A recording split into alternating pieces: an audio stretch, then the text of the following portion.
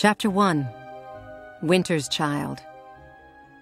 Adara liked the winter best of all, for when the world grew cold, the ice dragon came. She was never quite sure whether it was the cold that brought the ice dragon, or the ice dragon that brought the cold. That was the sort of question that often troubled her brother Jeff, who was 2 years older than her and insatiably curious. But Adara did not care about such things. So long as the cold and the snow and the ice dragon all arrived on schedule, she was happy. She always knew when they were due because of her birthday. Adara was a winter child, born during the worst freeze that anyone could remember, even old Laura, who lived on the next farm and remembered things that had happened before anyone else was born. People still talked about that freeze. Adara often heard them. They talked about other things as well. They said it was the chill of that terrible freeze that had killed her mother, stealing in during her long night of labor past the great fire that Adara's father had built, and creeping under the layers of blankets that covered the birthing bed.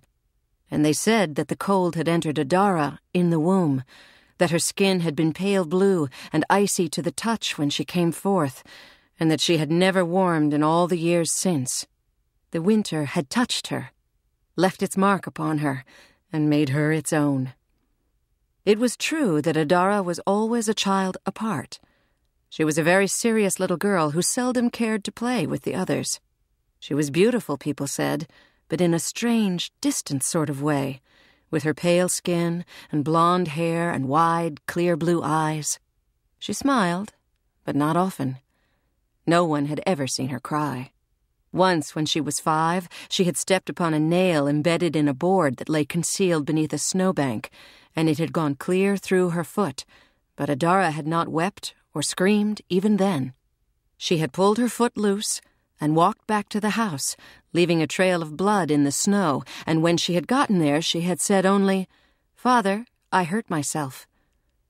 The sulks and tempers and tears of ordinary childhood were not for her.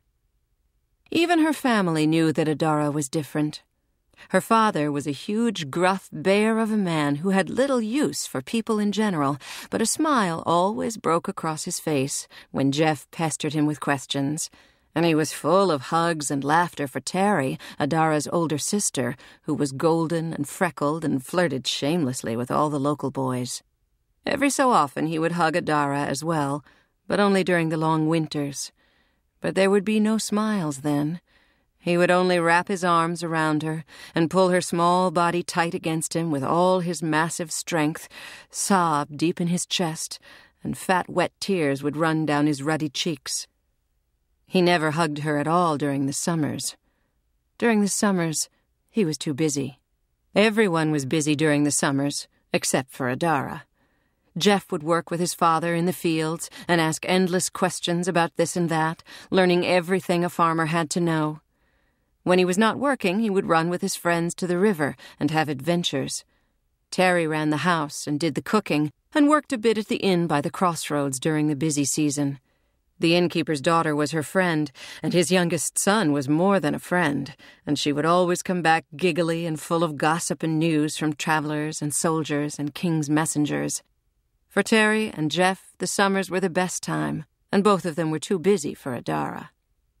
Their father was the busiest of all. 1,000 things needed to be done each day, and he did them, and found 1,000 more. He worked from dawn to dusk. His muscles grew hard and lean in summer, and he stank from sweat each night when he came in from the fields, but he always came in smiling. After supper he would sit with Jeff and tell him stories and answer his questions, or teach Terry things she did not know about cooking, or stroll down to the inn. He was a summer man, truly.